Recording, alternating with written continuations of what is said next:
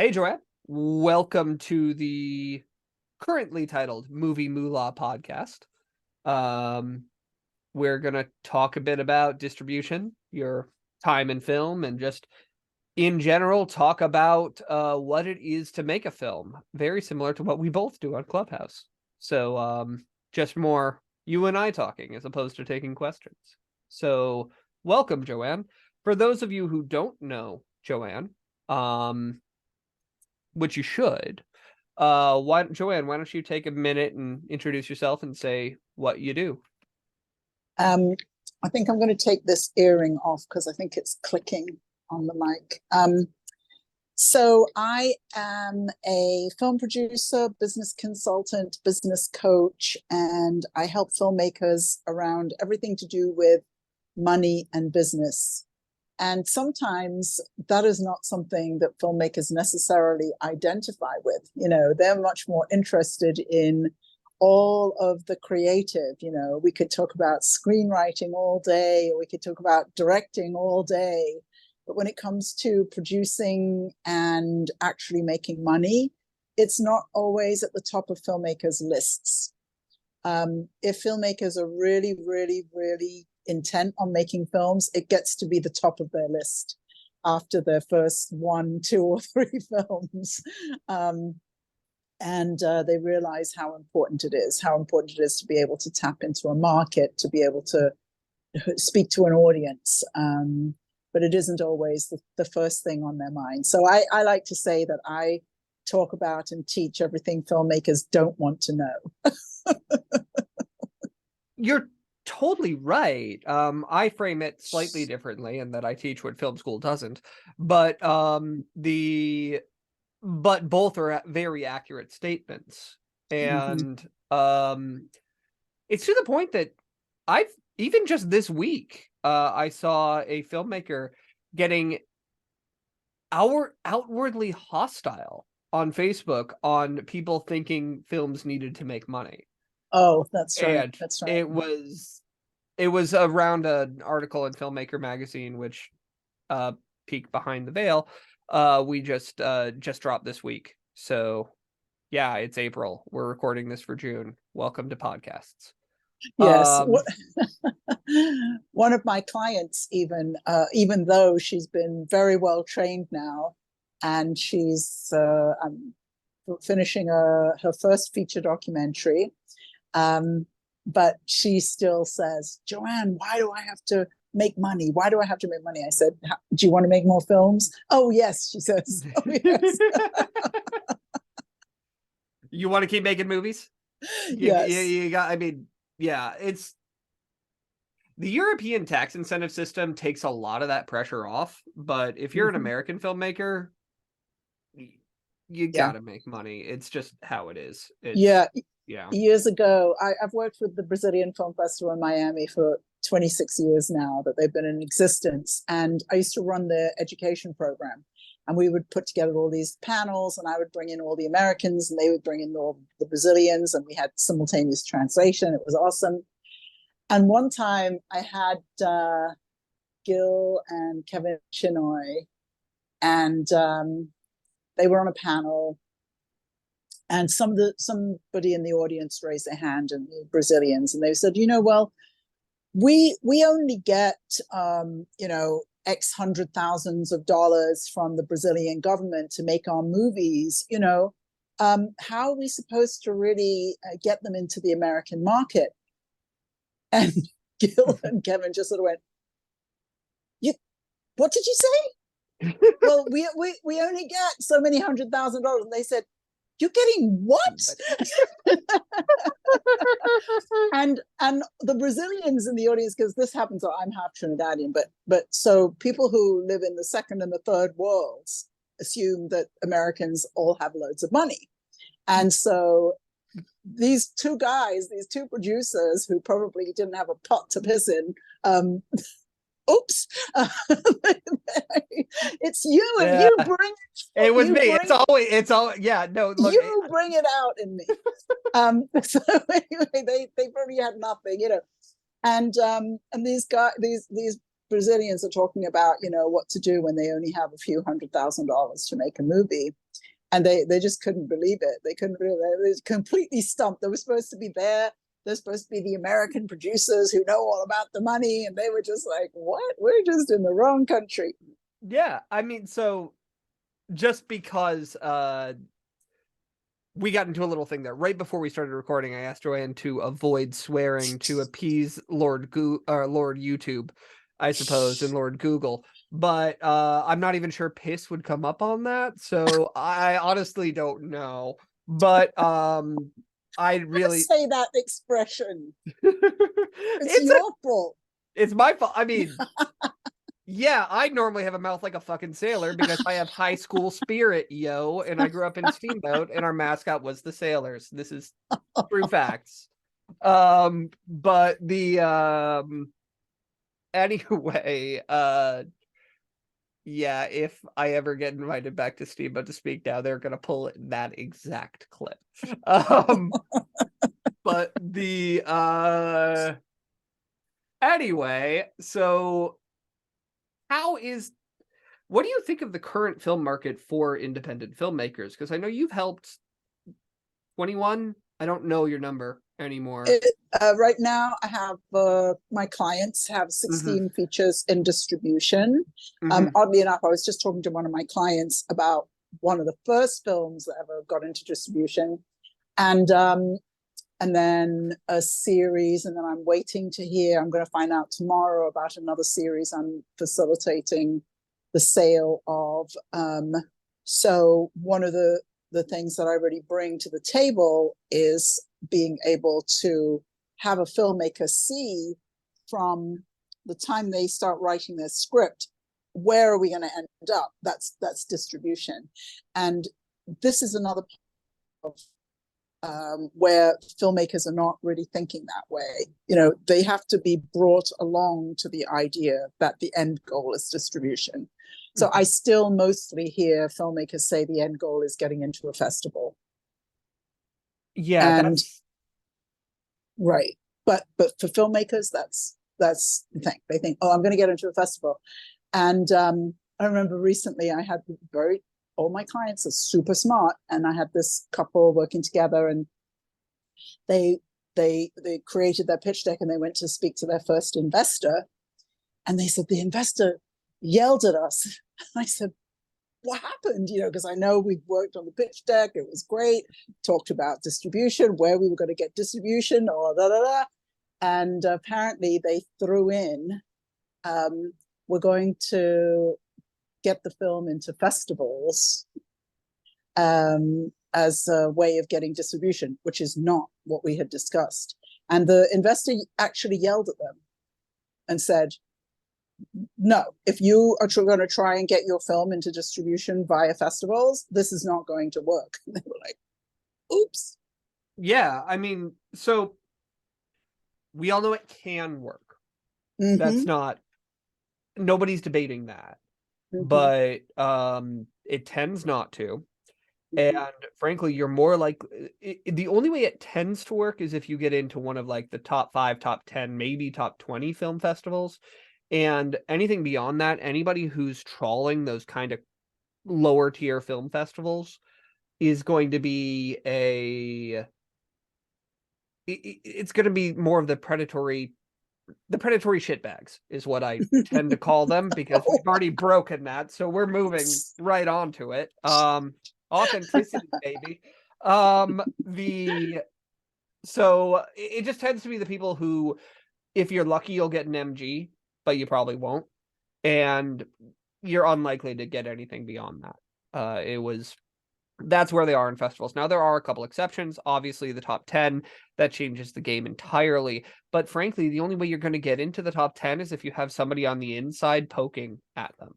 And it's just the nature of the game. In fact, the higher level films that I'm working on, part of it is around a festival strategy. It's not dependent.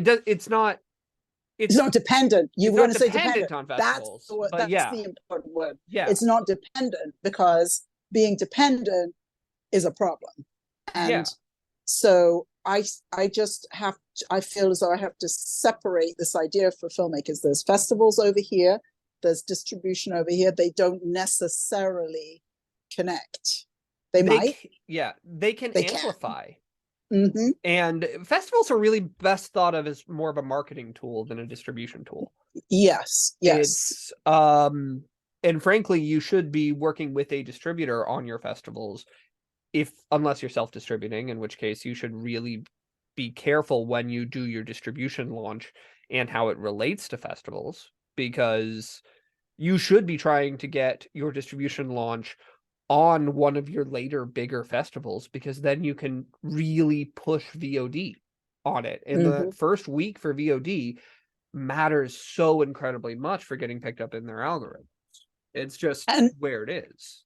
And I know this just from working with my clients, but they think when they hear me talk about this, what they hear is, oh, Joanne says there's something bad about festivals. That is not what I said. But they think that there's some conflict between festivals and distributors. So they think, oh, if I'm going to get distribution, that means then I can't be in festivals. And that's not true at all, because I keep saying to them, there's no distributor that's ever going to complain because your film got into a festival. It's just marketing. That's just great marketing for your film. I have a client who just got into 2 festivals, small festivals, but won best feature at both. Awesome. It's just good marketing and not marketing you paid for. No, I mean, so there is one exception to this rule that I should bring up, which is it is possible to oversaturate your film, on the festival scene. You have to be doing like 20, 30, 40 festivals for that to work. I'd say normally limit it to about 10 and you're fine. It's just especially in one territory for 10. Like if you're a US filmmaker, limit it to 10 in the US. If others outside of the US want to like take your Italian or your UK or any of those levels of premieres, yeah, that's probably fine. But just make sure your sales agent or your distributor, if they're not the same person or the same entity, just make sure that they're up to date on what's going on with it, because they're going to find ways to use it in their sales. Make your sales agent's job easy, and they'll do a hell of a lot more for you, even stuff that you don't expect, basically, because the business is kind of, you have really 2 models you can follow as a distributor. One is I call it the schlock gunning model, which is just throw everything in a wall and see what sticks. Release 50 plus films a year, and do that. And then the other model is the higher tier distribution, which means you basically spend up to a month on each individual film, really giving it tons of attention. But the problem with that model is if that film doesn't make a couple $100,000 like out the gate, it's almost impossible to keep running your business on that. And it's just when I was running Mutiny, Mutiny was the distribution company that I just sold to Bayview recently. When I was running that, the goal was to get to 50 a year with one theatrical, with anywhere between 7 and 8 theatricals a year. And maybe eventually 1 per month. It would have taken time to scale that to do it properly. The reason we did that is to hedge our bets and get the films that and allow us to take bigger risks on films. Frankly, we could take one of our biggest earners, nobody expected to do anywhere close to as well as it did. A major outlet called it pure drivel. And then we made 2 to 3 times the entire license that outlet paid in 3 days on Tubi. Oh, wow. So 3 days. It was top 3 in the country then. So it was, It's a big deal. It's The thing yeah, I learned from watching you running Mutiny was distribution is hard. it's a lot harder than you think it is. And It it's is hard really in hard. I like to think I'm pretty good at my job and I'm a smart guy. I mean, my wife may disagree, I'm not sure. Let's call her in. But the I am it was hard in different ways than I expected. Like a big thing on that was I did not expect to spend anywhere near as much time of my time around insurance as I did. And that's another thing. And also just when everybody's getting burned out, tempers run high, and it's really just hard to keep going on that. And we were very ethical in that we paid our filmmakers every cent they were owed, but sometimes they weren't owed that many cents. And it's just unfortunate that even when we tried our best, even before we were like amping up to do 50 a year, which was really towards when we sold the film, or sold the company rather, we would put tons of attention into certain things, and sometimes we'd get bupkis back. Right. It's just like we'd get huge press placement. We'd spend dozens of personnel hours on it, and or more in some cases, like hundreds in some cases. Then we would get like a few $1,000s back. And it's, you can't run a business like that. You just can't. And unfortunately, there's a reason it's called show business, unless you're in Europe, in which case you've got lots of tax incentives and it makes your job a lot easier. But yeah, that's not happening to Americans. And I think that filmmakers, I mean, one of the things that I do a lot of work with my clients on is, I mean, partly around mindset, because we do a lot of fundraising, and fundraising can be very demanding on your like spiritual, emotional self. But also just to try to have filmmakers not have expectations that are just so high that they can never be met. And so one of my goals for my clients is that when they deliver a film to the distributor, that they're not in debt to anybody else or to themselves. And that sounds like a pretty low bar, except that there have been filmmakers who've run up all their credit cards, mortgaged their houses, blah, blah, blah. You know, we're not doing any of that. We raise the money, and we don't raise as much as we want to raise, and that's what we're spending. You know, it's not like, oh, we're going to try and raise this amount of money and we didn't get it, so we're going to borrow the rest. None of my clients are doing that. And so hold on, your video stopped. Oh, we frozen. Oh yeah, you are frozen. So I'm pausing the recording, and I think we're back. We're back. Okay. So I feel as though I just started saying this in the last few months, that I'm really proud of the fact that my clients are not in debt when they deliver the film to the distributor, because I think it doesn't sound very sexy, but it's very important to me that it's a piece of creating a sustainable filmmaking career. That if you make sure from the get-go that you're not planning on going into debt, you know, using up all your savings, all those things that filmmakers do, then I think that it can be less stressful. You know, recently I met these two young ladies from India, and they had made a very significant message documentary about violence against women in India. And they had spent $50,000 of their own money. They had scraped and saved and borrowed. And we got on a Zoom, and, you know, they were in their mid-20s, and they just looked drawn and haggard from the stress of, and this is not the only time, especially with documentary filmmakers, that I've seen this, but just the fear, the terror as the penny is dropping that they are not going to be making $50,000 back on that movie. Mm-hmm.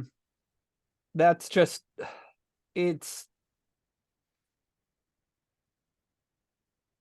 I advised a client in the very recent past, and when I say I advised, I don't mean in any legal sense, because not a lawyer, not gonna be a lawyer. Sorry, Mom. Basically, there was a strange sort of financial thing going on, and the last play that was really available to us required an odd risk, and exactly what I told him was, look, if you can afford to lose it, you should consider it. If this will hurt you significantly for more than a year, if nothing comes back to you, don't do it. That's it. Just don't do it.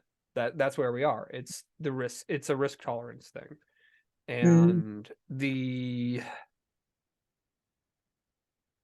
there's always going to be some level of risk in any business, in this business in particular, but you have to make sure that you're not taking on so much debt and so much risk that it'll ruin your life if things don't go your way, because unfortunately, odds are they won't. Every once in a while, things explode in an insanely good way, but most of the time they don't. And you have to play the numbers and understand what's a smart risk and what isn't. And that's like pretty much everybody in the distribution game that I know, and the sales game, has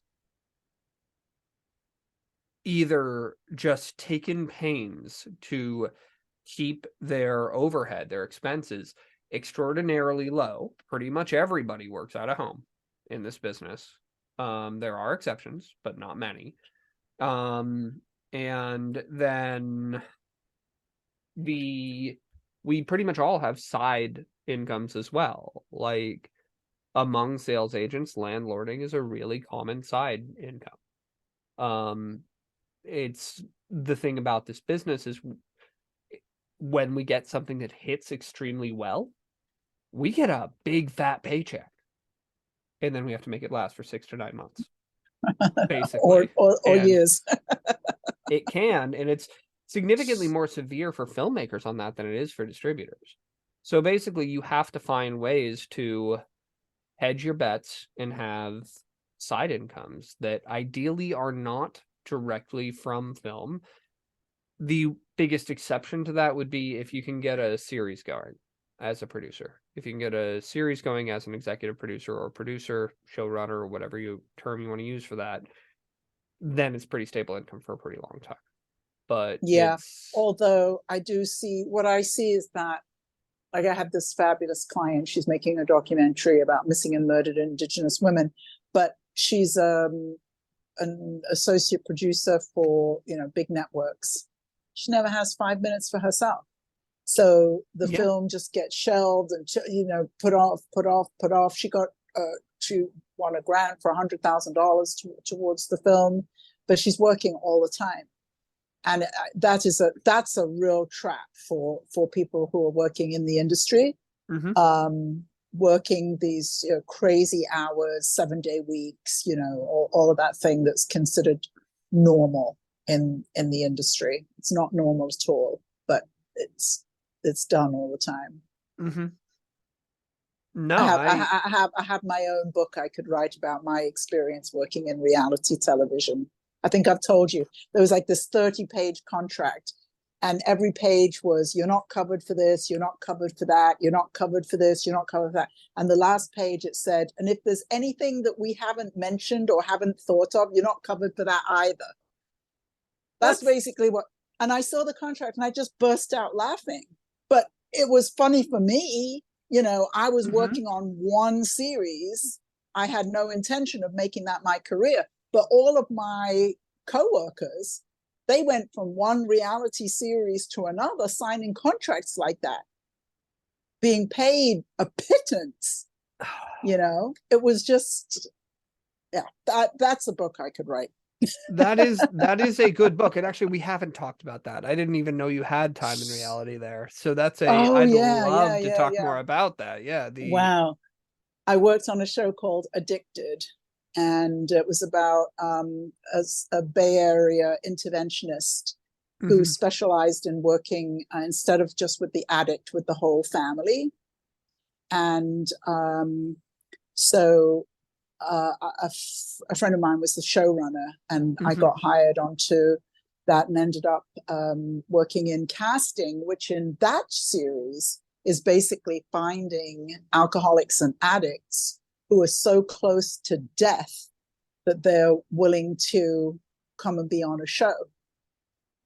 It was an extraordinary experience, absolutely extraordinary.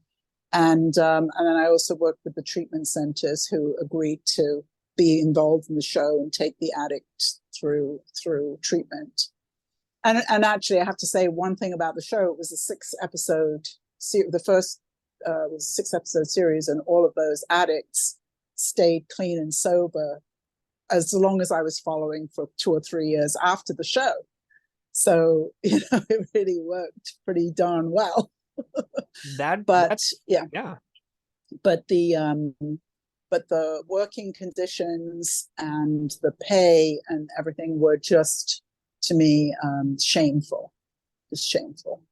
That happens a lot, frankly. Like, I mean, I haven't had a real job and I don't know if I should say the number of years at this I point because think it mutiny ages was me. a real job. I would call mutiny a real job. Fair point. I more meant like I haven't had a job that I didn't create for myself is more what I Mhm, mean. Because I mhm. think I think honestly being a producer's rep is also a real job with real uh consequences and real Yeah. skills that are necessary for it.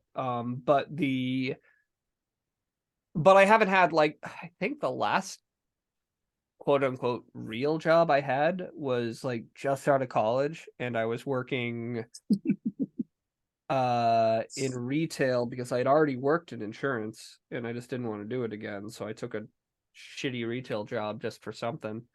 Um and that company was called I think it's pronounced Sex. CEX. It's not, and see now if we weren't demonetized, we definitely are now. But the yeah, it was a great little like used electronics store and it was a decent job, but I got offered the opportunity to produce events for somebody else and I'm like, "Oh, okay, yeah, that's good." I have no idea where I was going with this. I completely lost that train. Job about So, not having a job. yeah, I got back that far. I don't remember what the lead in from that was, but oh well. Um, Well, I think partly, what you're mhm, referring to is that there's a there's a level of entrepreneurialism the about being a filmmaker, being a mhm. distributor, being a producer's rep.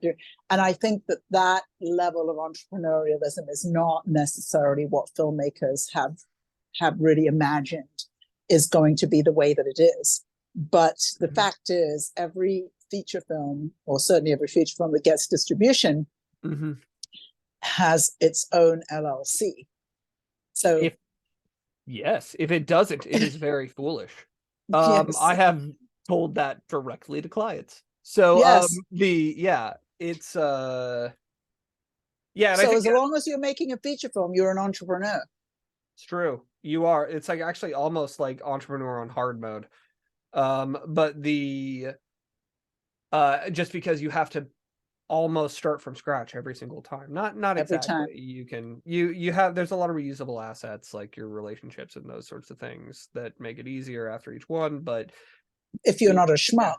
If well, I mean, that's I mean, I thought that we were talking about the industry, not the entire industry. But No, so filmmakers. Well, my clients are all lovely. All my mhm, clients are lovely. People, schmucks don't come to me. I have to say, but um, but the another part about the sustainability part of having a sustainable career is Mhm. about building relationships and working with people and the same Mhm. people and finding out who you can work with and then keep working with them. That's a really great way to have your career be sustainable. Yeah, and I think this is where I was going with the retail thing originally.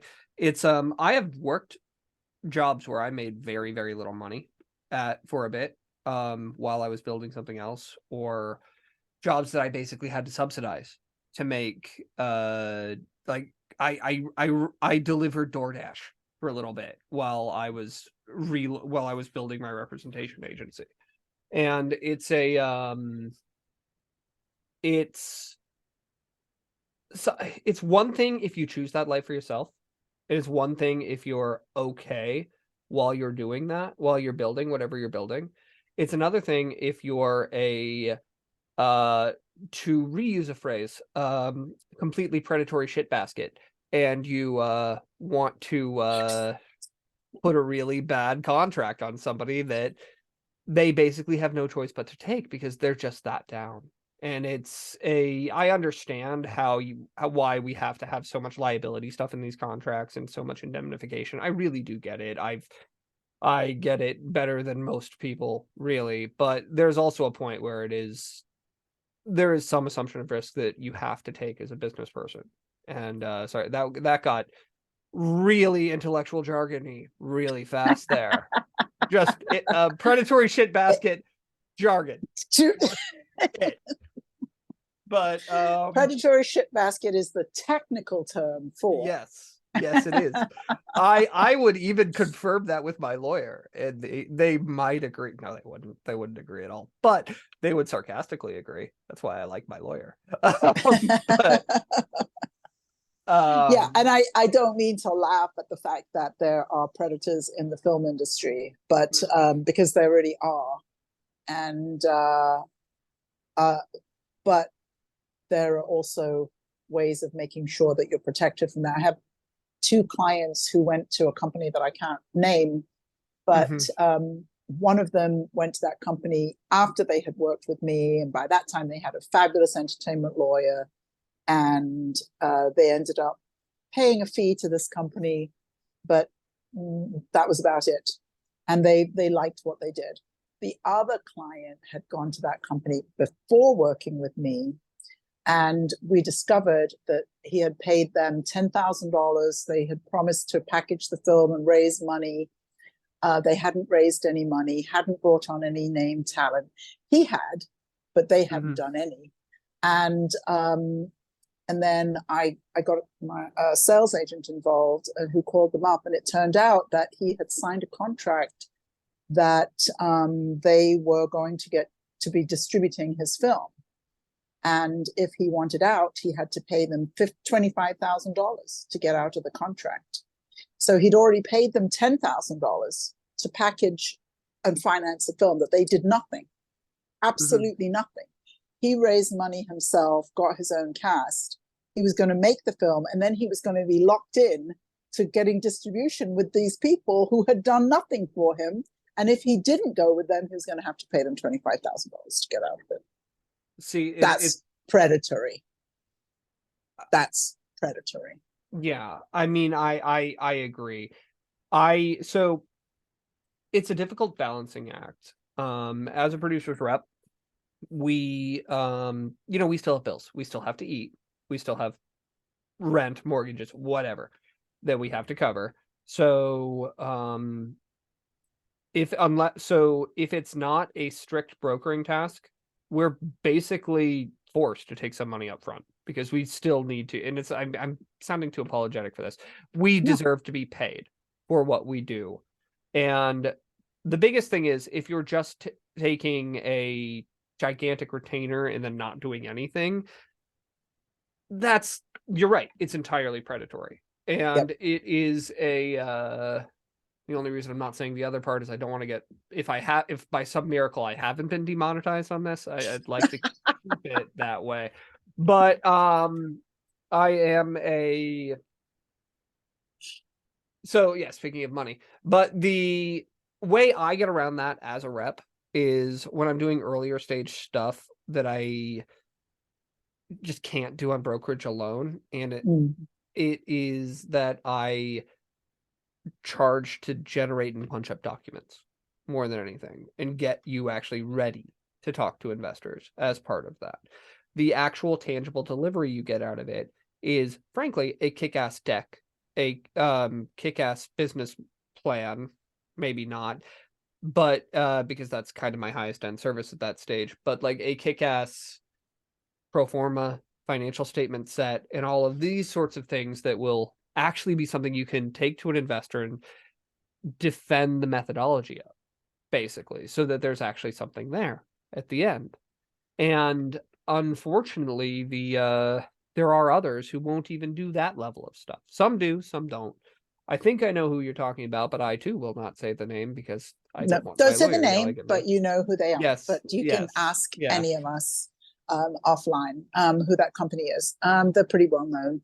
But it's just that, I mean, I have no problem with people charging money if they're going to fulfill on, you know, what they're promising to do. But to take money, not do the work. In fact, when the sales agent called them, they told him that they were never going to package that person's film because he wanted to direct. Then you shouldn't have taken the gig. You shouldn't have taken the gig. Absolutely. Yeah. And yeah, it just makes me so angry. And I just can't believe, you know, when I decided to start my business working with filmmakers, it was because I was telling somebody this the other day, because filmmakers are my favorite people. So how could I set about, you know, cheating filmmakers? It just wouldn't make any sense. So I don't understand how these people can be doing that, but they obviously have a different agenda than I do. Yeah, I still like filmmakers. I love what filmmakers try to do, but it's important to understand that on the other side of this, on the sales and distribution side, a lot of people get very fed up with filmmakers and producers very quickly.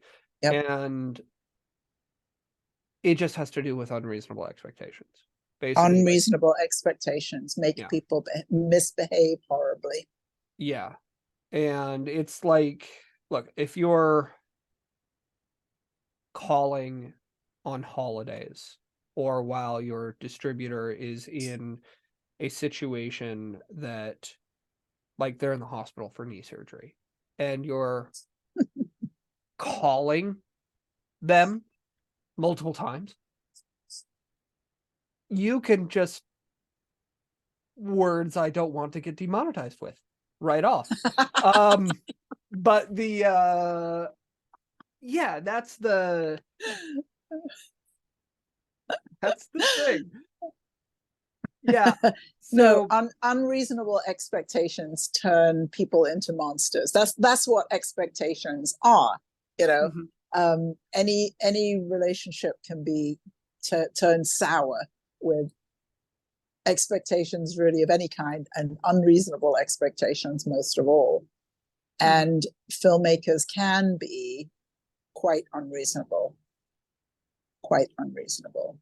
And it's a lot of it is from the passion that they have. I have just written a book. It's not published yet, so or maybe in June it will be published. But I've written a book, and the opening chapter is about the filmmaker's calling and how so many people are motivated by this calling that they have to make films and tell stories. And that chapter is really about how your calling can get you into trouble. And that's one of the ways, because you're so passionate about, like those lovely women in India I was talking about. They had this very important story that was so important to get out, and they missed the fact that they had spent $50,000 without having a clue. How are they going to make any of it back? Or making demands on people. I had a client who got into a lot of trouble on set, nearly had the film shut down because of the way that he was treating cast and crew. You know, that is not something you want to have happen. And it's not because this person was a mean person. It was because he was overly demanding and had unreasonable expectations of other people in order to get his film made, you know. But it was brought up short, and luckily was able to find some humility in the moment and keep going and finish the film. But it can, that kind of passion and that kind of drive for a calling can really get people into trouble. The way it got me into trouble was I got sick. I got burned out, sick, too sick to work for 7 years. That's how it got me into trouble. That's not good. No. I mean, yeah, anytime nobody gets into film because they want to make money, or those who do so very foolishly. And I don't think anybody would ever say that a filmmaker's number one and primary concern should be to make as much money as possible, regardless of anything else. I don't think anybody's saying that. I think that where people like you and I sometimes are painted with too broad a brush or an incorrect brush is that we want you to make a sustainable career, and that does involve making money. So making tweaks to what you're doing, really, it can be very small tweaks that can make a gigantic difference in how much you make. It can be a necessary thing. And like, one of the biggest things I tell people is when they come to me with a $30 million first time director feature film, if I'm being nice, I'll say it's a little bit big for you right now. You should probably put it on the shelf for a minute. You're way nicer than me. See, this way is why I said if I'm being nice. Put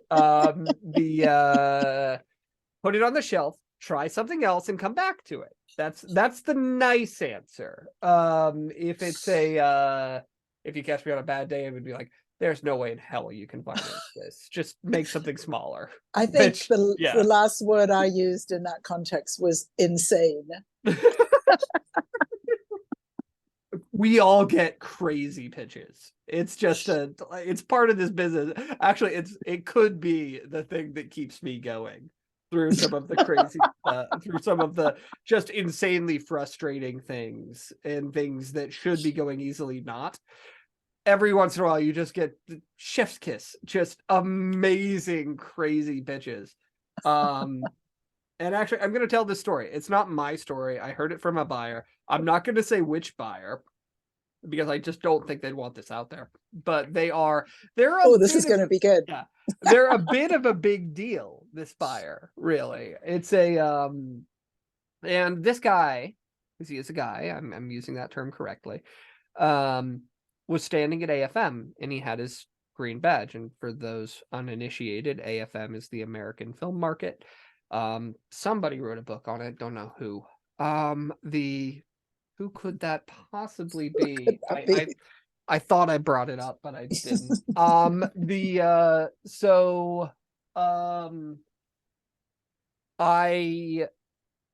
He was standing there talking to another one of his sales agent or buyer friends, because it's very cliquey, AFM. And this producer walked up and he's like, "Hey, you guys buy movies?" And the guy's just like, "Oh, this okay." Yeah, I'm with a distributor. You like horror movies? Yeah, we distribute horror movies. Oh, good, I've got a great one for you. Got lots of boobs in it.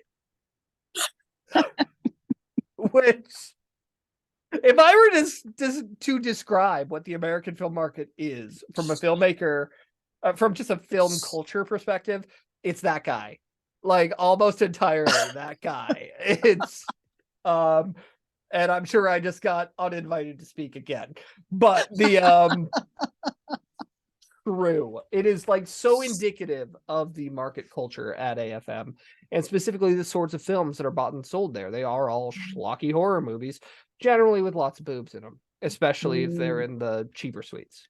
But the reason people want those on the distributor side is they're really easy to sell, and we make money on them, and that's it. Most of us don't. I guess it's because Yeah. audiences want to see boobs.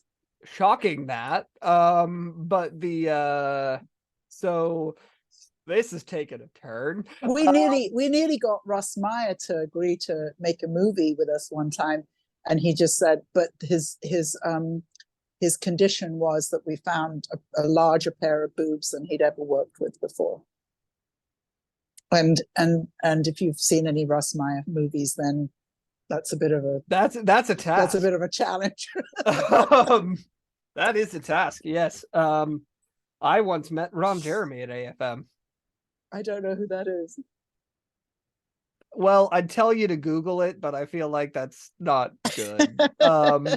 He's a. Are you familiar with the trope of the mustachioed 70s porn star? No. Oh, wow. Yeah, I guess. Yeah. Yes. That somebody's gonna fact check me, and my God, if that's what ends up in the comments, great. But the also definitely demonetized now. But the but that trope, I believe, was actually originated by Ron Jeremy.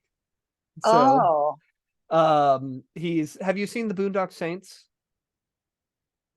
I don't think I have. Oh, well, we're no longer friends. Okay. No, you should. It is a good one. He's also in that movie. That's why I brought it up. But I think I've spent a Does long he have time a mustache in that movie? Yes. Okay. And I think I believe he is a super slimy either pimp or strip club owner. I'm not entirely sure which.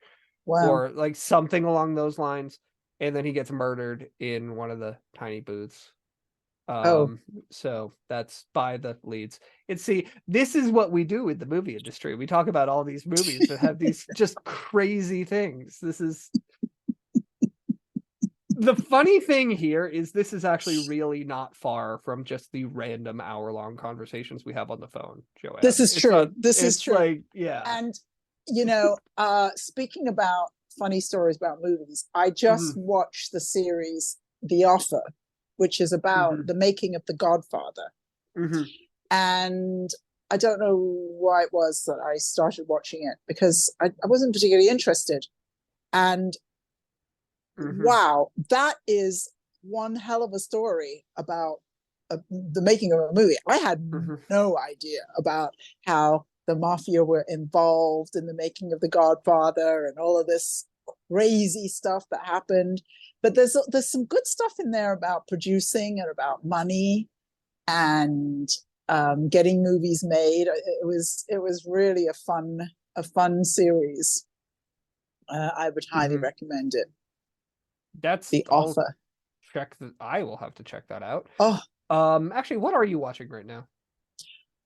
Well, I'm watching a really bad show because a friend of mine here recommended it, so I started watching it. But what I'm going to do this evening is I'm going to get back onto HBO and watch Succession, which I'm a huge fan of Succession. And I discovered it because a friend of mine is married to Brian Cox. And so I think it was probably season 1 was over or something.